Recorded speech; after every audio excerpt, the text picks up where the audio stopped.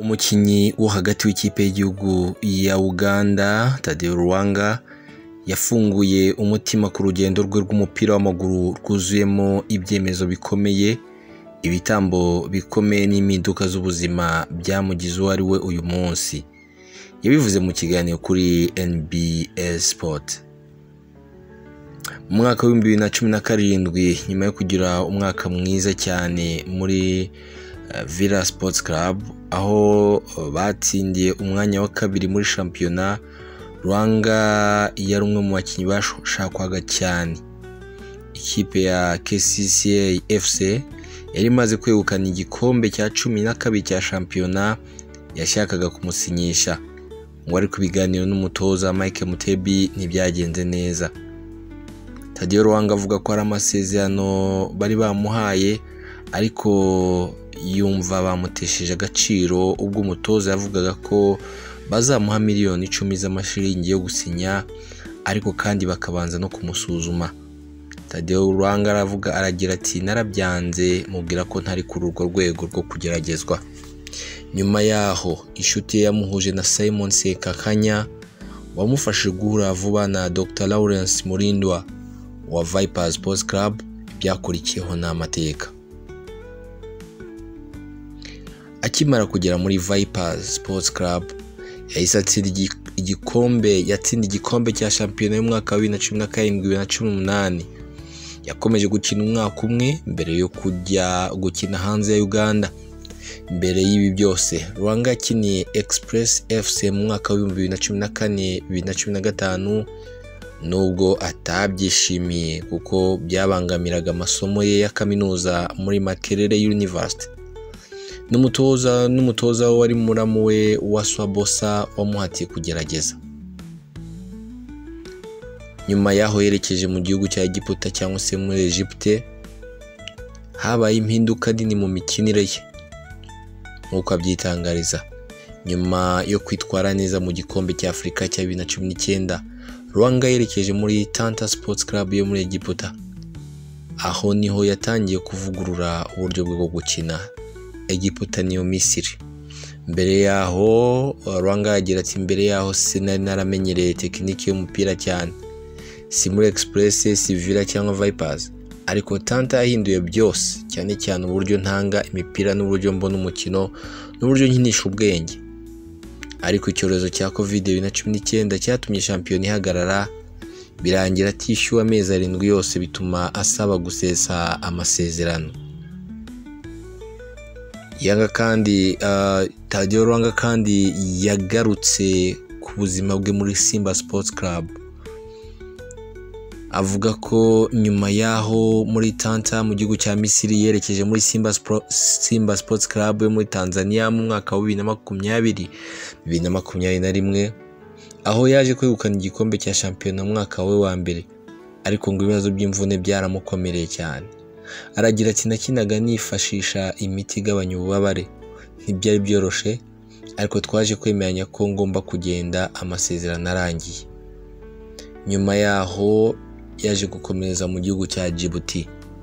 Uru ni urugendo rwa Tadeo Ruwanga ubwo yatangarizaga ikinyamakuru NBS Sport mu gihugu cya Uganda. Yakomeje agira ati nyuma yo kuva muri Simba nagiye gukina igihe gito muri Alta Solar 7 muri Djibouti.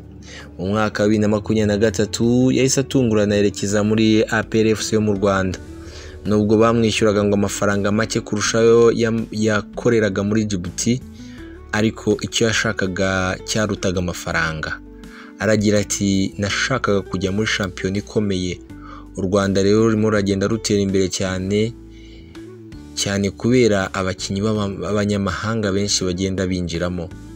Ibyo ngo byaramuhiriye. Aragira ati byarampiriye kuko negukanye shampiyona byiza ikurikirana ndetse na Rwanda Peace Cup mu mwaka wa 2024-2025. Nyuma y'urwo rugendo abanyamakuru bakomeje kumuganiriza bamubaza iby'ubuzima bwe nyuma y'umupira n'inzozi afite. Ruwanga ubu wujuje imyaka 31, afite impamyabumenyi muri software engineering yakuye muri Makerere University. Aragira ati nubwo nareka gukina nabaho neza, mfite ubumenyi bushobora kuntunga igihe cyose. ashimira cyane se witabye Imana Vincent Mukasa wamuhatiriye kurangiza amashuri mbere yo kwinjira mu mupira byimazeyo. Ubu ni ibintu amushimira cyane. Urugendo rwa Ruwanga rwerekana ko kwihangana, ukwize no gukunda ibyo akora byashoboye kumuhesha amahirwe menshi, nubwo igihe cyo gutangira kiwe cyari igihe gikomeye cyane. Aragira ati muri Express FC nahawe umushahara rimwe gusa mu mezi 6 ya mbere, ariko byamfungura amahirwe menshi ntarinzi. Ubu ari gutekereza ku cyerekezo gishya, ariko icyo tuzi neza nuko Tadeo Ruwanga yamaze kwiyubakira umurage w'igitangaza haba mu kibuga cyangwa se inyuma y'ikibuga. Reka nkomereze ku buzima bwa Messi na Ronaldinho. Abenshi mutari muzi, burya hari igihe abantu bahura mu buzima bakaba inshuti kamara mu buzima utazibagirwa. Ronaldinho ni umwe mu bantu bafashije cyane Lionel Messi mu buzima, benshi ntimari babizi. Ronaldinho yagize uruhare rukomeye mu gufasha Lionel Messi kwinjira no kumenyera ikipe nkuru ya Barcelona. Niwe wamuhaye umupira wavuye mu gitego cya mbere Messi yatsinze akigera muri ikipe. Aba bombi bafatanyije kwegukana La Liga inshuro ebyiri hamwe n'igikombe cya Champions League 2026. Ubuzima bwa Messi bwatangiranye no gufashwa n'ubufasha bwa Ronaldinho.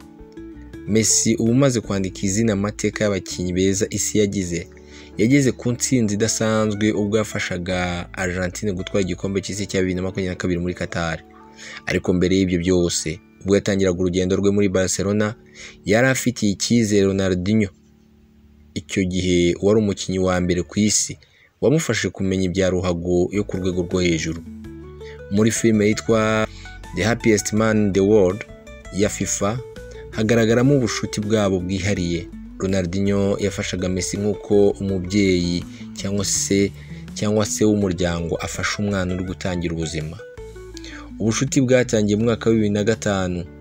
Mu mwaka wa 2005 Ronaldinho yari amaze gutorwa nka best player in the world na FIFA, akaba umukinnyi wamamaye kurusha abandi. João Castillo wari ushinzwe gufasha abakinnyi b'ingimbi kwinjira mu ikipe nkuru avuga ko Messi yahuriye bwa mbere na Ronaldinho. Aragira ati nyuma y'imyitozo ya mbere ya Messi mu ikipe nkuru Ronaldinho yasamubaza ati Castillo uri umusazi? Castillo amusubiza ati habaye iki? Uyu mwana yitwaye nabi se? Ronaldinho aramusubiza ati oya, uyu mwana yagombaga kuba yaratangiye kwitozanya natwe kuva kera. Icyo gihe nibwo ubushuti bwa Messi na Ronaldinho bwatangiye bugahindura amateka ya bombi. Ronaldinho yaramwiyegereje amwegereza n'abakinnyi bakuru. Ronaldinho yegereye Messi amushyira hafi y'abandi bakinnyi bakuru. Messi icyo gihe wari ufite imyaka 17 yagiye avuga ko yari umuntu utavuga cyane kandi w'umunyamakenga. Ronaldinho yagiye amufasha no mu bintu bito nko kumusokoza akamwitaho. Umunsi umwe Castillo yabajije Ronaldinho, uyu Castillo tuvuga niwe wafashaga abana kubazama mu makipe makuru. Nibyo yarashinzwe gufasha abana b'ingimbi kwinjira mu kipe nkuru. Castillo yabajije Ronaldinho ati kuki ngiye utansokoza? Ronaldinho amusubiza ati kubera ko utazaba umukinnyi wa mbere ku isi, ariko uyu we bizabaho. Igitego cya mbere cya Messi cyaturutse kuri Ronaldinho mu mukino wa 2005 bakina Albacete.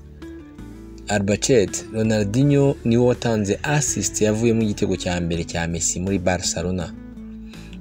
Messi yari amaze kwamburwa igitego kubera ko yari yaraririye, ariko Ronaldinho yitegereje neza amuha umupira umwemerera kwinjiza igitego. Messi yaje kuvuga ati yashoboraga gukora ikindi kintu, ariko yahisemo kunyihanganira amuha umupira, sinzabyibagirwa. Uwo mupira ni wavuye mu gitego cya mbere Messi yatsinze muri equipe ya Barcelona. Ronaldinho nawe aragira ati Messi ntazibagirwa igitego cye cya mbere kandi buri gihe azajya akibuka ananyibuke nanjye. Ibikombe bimwe bafatanyije gutsindira hari La Liga 2004, 2005, La Liga 2005, 2006, Champions League 2006. Ronaldinho yabonye Messi akura vuba kandi amera nk'umwami mushya. Mu mukino wa 3-3 na Real Madrid ubwo banganyaga ibitego 3-3, aho Messi yatsinze hat-trick ibitego 3, nibwo abantu benshi babonye impano ye idasanzwe. Ronaldinho yagiye amaze kugenda, Messi yatangiye kuyobora mu ikipe ya Barcelona. Mu kwezi kwa Kamena 2008 Ronaldinho yavuye muri Barcelona ajya muri AS Milan. Joseph Guardiola yari amaze kuba umutoza mushya, maze Messi atangira kwigaragaza nk'umwami wa ruhago. Nyuma yaho aza gutwara Ballon d'Or inshuro enye zikurikirana. Ariko Messi avuga ko Ronaldinho yakabaye yarahamaze igihe kirekire. Aragira ati ko yagiye ntibyari byiza, ntacyo yacitsweho nyuma y'ibyo byose yakoreye Barcelona. uko yavuye muri Barcelona biratangaje. Mu myitozo yawo ya nyuma bari kumwe na bombi, Ronaldinho yabwiye Messi ko ashobora kwambara nimero 10. Ronaldinho yamaze kugenda, Messi yatangiye kuyobora. Mu kwezi kwa Kamena 2008 Ronaldinho yavuye muri Barcelona ajya muri AS Milan. Josep Guardiola yaramaze kuba umutoza mushya, maze Messi atangira kwigaragaza nk'umwami wa ruhago. Nyuma yaho aza gutwara Ballon d'Or inshuro enye zikurikirana. Ariko Messi avuga ko Ronaldinho yakabaye yarahamaze igihe kirekire. Messi aragira ati uko yagiye ntibyari byiza, ntacyo yacitsweho nyuma y'ibyo byose yakoreye Barcelona. Uko yavuye muri Barcelona biratangaje. Mu bihe bya nyuma Ronaldinho yahaye Messi nimero 10. Mu myitozo yabo ya nyuma bari kumwe, Ronaldinho yabwiye Messi ko ashobora kwambara nimero 10 akimara kugenda. Messi yayemeye afite ishema ariko n'agahinda ko kubura inshuti ye magara. Aragira ati nifuzaga ko twari kuba twaramaranye indi myaka 2. Ronaldinho ntiyamuhaye umupira gusa, yamuhaye icyizere n'urugero rwiza. Niwe wagiye ariko agasiga izina no mu rugendo rw'umukinnyi wahindutse ikirangire ku isi yose. Reka twizere neza ko mwumvisha agaciro ka Ronaldinho ku buzima bwa Messi. Nubwo nanone tuzagaruka ku nkuru y'uburyo Messi yaje kwitura Ronaldinho nyuma y'urugendo rurerure, ubwo Ronaldinho yari afunzwe. Amateka ye tuzagarukaho, ubuzima n'icyo yamumariye mu buzima bwe. Reka dukomereze ku yindi nkuru igaruka kuri Cristiano Ronaldo wamaze gusinya amasezerano akomeye cyane. Niwe mukinnyi wa mbere ku isi uvugiranye amasezerano n'ikipe adasanzwe. Ni mu kanya gato tukagaruka. Umwe mu bakinnyi b'ikirangirire cyangwa se umwe mu bakinnyi isi itazibagirwa ni Cristiano Ronaldo. Tugiye kugaruka ku masezerano ye, ibigize cyangwa ibisobanuro byuzuye ku masezerano mashya yagiranye n'ikipe ya Al Nassr. Amakuru arambuye ku masezerano mashya agatangaza Cristiano Ronaldo yagiranye n'ikipe ya Al Nassr muri Arabia Saudite yamenyekanye. Kuri uyu wa kane uyu mukinnyi w'imyaka 40 yongeye gushyira umukono ku masezerano y'imyaka 2 y'inyongera. Hari amakuru yavugaga ko Ronaldo ashobora kuva muri Al Nassr muri iki gihe kigura n'igurishwa ry'abakinnyi kugira ngo abone amahirwe yo gukina muri Club World Cup. Ariko ba nyiri Al Nassr bafite ubutunzi bukomeye, bamwemeje kumusigaza mu burasirazuba bwo hagati bamuhaye amafaranga atagira uko angana. Mu mwaka ushize wa shampiyona ya Saudi Pro League, Ronaldo yatsinze ibitego 25 mu mikino 30, akaba amaze kugira ibitego 74 mu mikino 77 amaze gukinira Al Nassr. Iyo mikino 77 amaze gukina Al Nassr afite ibitego 74. Nubwo amaze gutsinda byinshi, intego ye ntirarangira kuko agishaka gutwara igikombe cya shampiyona no gufasha Arabia Saudite kugerageza kubona igikombe cy'isi cya 2034. Amasezerano mashya ya Ronaldo niyo ya mbere ahenze kurusha andi yose mateka y'imikino. Azajya ahembwa amapaundi miliyoni 492 mu myaka 2 iri imbere. Umushahara w'ibanze ni amapaundi miliyoni 488 ku munsi. Umushahara w'ibanze ni amapaundi 488 ku munsi. ariko nk'uko ikinyamakuru The Sun kibivuga, si umushahara gusa utuma ayo masezerano agaragara nk'inzozi. Kuva yagiye muri Arabia Saudite mu mwaka wa 2023, abandi bakinnyi bakomeye bamenyerewe ku isi nabo bahise baza bikurura mu maso y'isi yose kuri shampiyona yari itaramenyekana cyane. Ronaldo yahise ahabwa ibihembo byinshi kugira ngo abe ambasaderi w'inzozi w'umupira w'amaguru w'abasaudi bafite amafaranga menshi. Ibiri mu masezerano mashya ya Ronaldo ni ibikurikira: afite kujya ahabwa buri cyumweru miliyoni 3,400 by'amapawundi, mu mwaka agahabwa miliyoni 178 by'amapawundi, afite 15% y'ubufatanyabikorwa ownership muri Al Nassr ifite agaciro kama paundi miliyoni 33, amapaundi miliyoni 24 n'igice azajya ahabwa nk'agahimbazamusyi ko gusinya kazagira kuri ku mapaundi miliyoni 38 natoranya gukomeza umwaka wa kabiri. Amapaundi 80 ku gitego, uko atsinze igitego azajya ahabwa amapaundi 80. Kizamuke umwaka wa kabiri bizazamuka kuri 20%.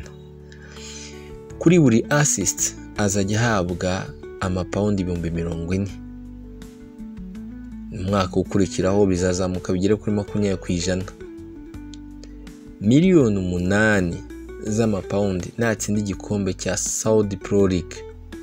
Miliyoni 4 z'amapaundi naramuka abaye umukinnyi watsinze ibitego byinshi, Golden Boot. Miliyoni 6 n'igice naramuka afashije Al Nassr gutsinda Champions League ya Aziya. Miliyoni 60 z'amapaundi mu masezerano y'ubucuruzi, sponsorship hamwe n'ibigo byo muri Aziya no muri Saudi Arabia. Ubuzima bwe n'umuryango we rero naho yahawe abakozi 16 bahoraho, barimo abashoferi 3, abakozi bo mu rugo 4, abatetsi 2, abita ku busitani bwe 3 n'abashinzwe umutekano 4. Ibi byose bizishyurwa na Al Nassr bifite agaciro ka miliyoni 1 y'amapaundi. Azahabwa kandi miliyoni 4 yo gukoresha indege ye bwite, ubwo ni miliyoni 4 z'amapaundi. Ashobora kubona amafaranga y'inyongera binyuze mu masezerano y'ubucuruzi, ashobora kugera kuri miliyoni 60 z'amapaundi. Ronaldo akomeje kuba umunyabigwi udasanzwe kandi amasezerano mashya yamugize umukinnyi wa mbere uhembwa amafaranga menshi cyane mu mateka y'umupira w'amaguru. Niba wifuza komeza kubana natwe utarakora subscribe, kora subscribe dukomeze kukwihera amakuru adasanzwe y'indani hirya no hino ku isi. Nakagaruka mu yandi makuru, mukomeze mugubwe neza, mukore subscribe kuri channel yacu Urugero Online Radio Official.